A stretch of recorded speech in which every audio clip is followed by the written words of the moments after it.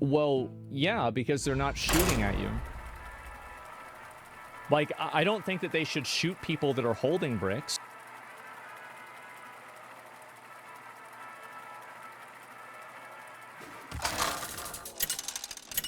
Or holding bricks.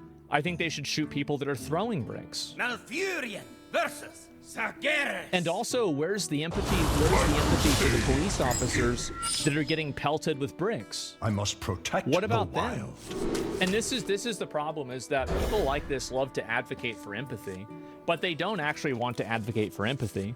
They want to advocate for a one-dimensional form of empathy that paints them as the victim and the people that they're attacking as the oppressor.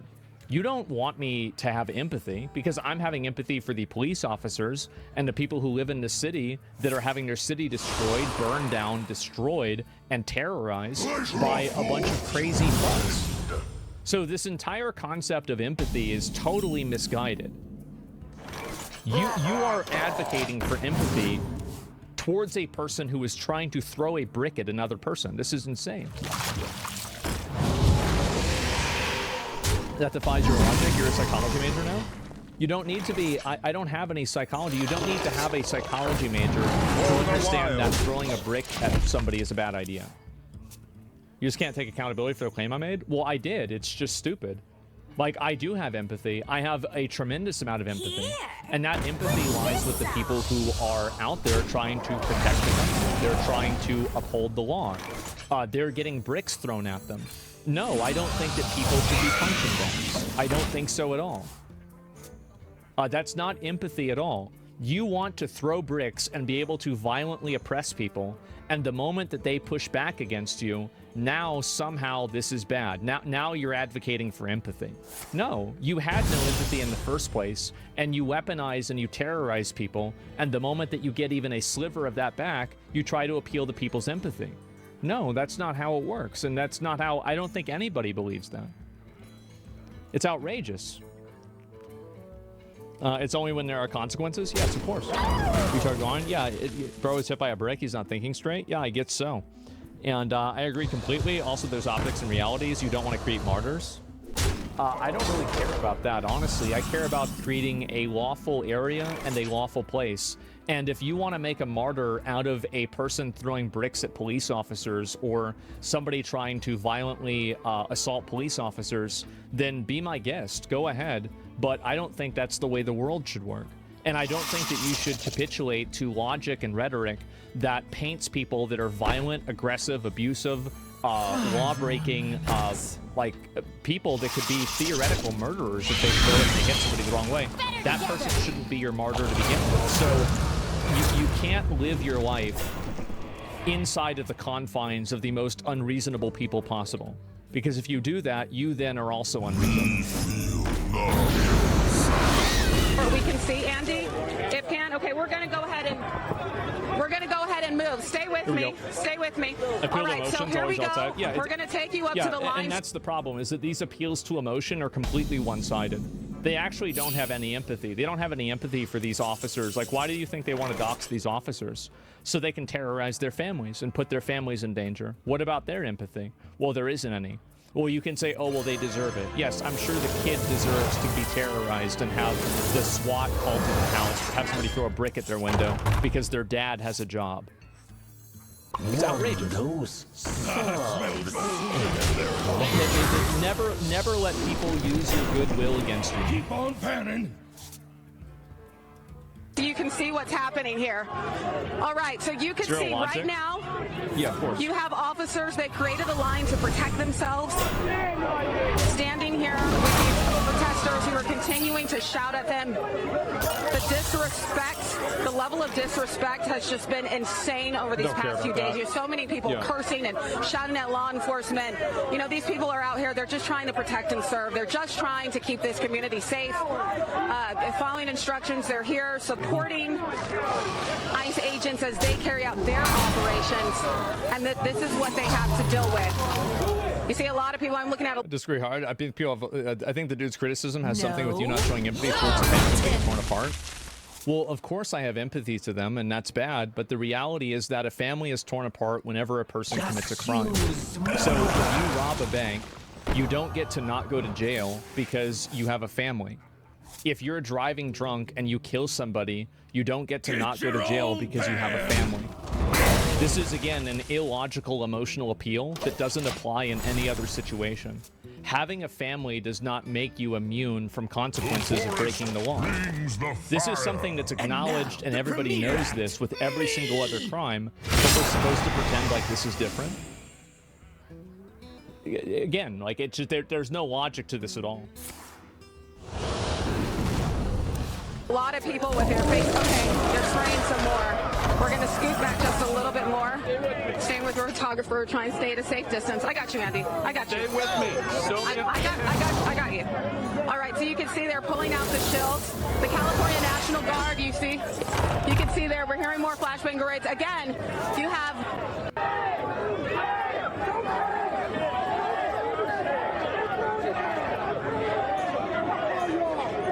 All right, so you can see you have the police here, you have the National Guards here. This is bad. Tactical vehicles, military vehicles. Again, this is the very same place where all that violence broke out on Friday. When you had the acting ICE director, Todd Lyons, calling it appalling. This is where that happened, where they said that officers, that there were over 1,000 protesters. I'll go to a live stream in a minute. Yeah, I just want to show you guys some of the other videos and things that are caught up. So this person's she is a senator, I think, or a congressperson. I forgot what her name is. Let me read a few more. This isn't a protest. These people are attacking and destroying the building. Yeah, I think so too. And anyway, let Cali sink into the ocean. Well, I don't know about that. I swear a majority of people are just there to get footage, which is kind of weird too. Why can't they just say, what's so bad? Are they doing too? Yeah, I get that they're dads and aunts, but what about them being separated after years of progression and respect in the country? Well, it should have never happened.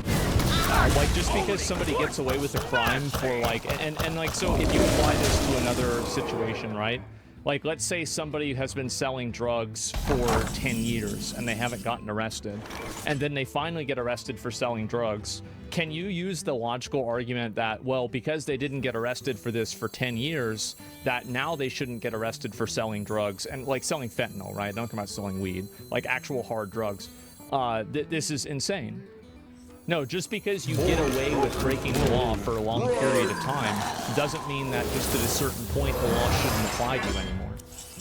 Think about how bad that precedent is. Again, and this is the issue, is that I think logic and like this type of thinking and logic in general, this is a general like viewpoint that I have, is that logic that can be applicable to more situations is oftentimes better logic, and logic that is reductive and only relevant to certain situations is bad logic. And I think that inside of the circumstance that you've created, you think that this is good logic, but if you apply this to any other circumstance, you would immediately know that it's bad. No one's above the law? Yeah, of course, right? Where do these idiots come from? I think that a lot of people, and I have no problem with people that disagree and want to have a conversation about it civilly, right? I mean, like, that person that's like coming and insulting and being rude, that's different. But if somebody has an actual point of view or whatever, then that's going to be it. You're oversimplifying the issue. It's multifaceted. It's actually not. It's not multifaceted at all. The fact is that these people are coming over to the country. They are breaking the law. They know that they're breaking the law. They're doing it on purpose. And they had kids and they started a family, or they had a family and they brought them over, and they knew that this is what happens. So at a certain point, again, there is no other crime that we do that is like, oh, well, this person has a family, so they don't have to go to jail. This is ridiculous. Yeah, it's a ridiculous line of thinking, and it doesn't apply to anything else. Who's me up? I'll debate you on this. I'm not interested in a debate or anything like this. So, police officers in gear that makes a brick not deadly. So this is the kind of stuff that I'm talking about, right? Police officers are in gear that makes a brick not a deadly weapon anymore. Okay. They're also probably wearing bulletproof vests. Does that mean that you can shoot them with a gun?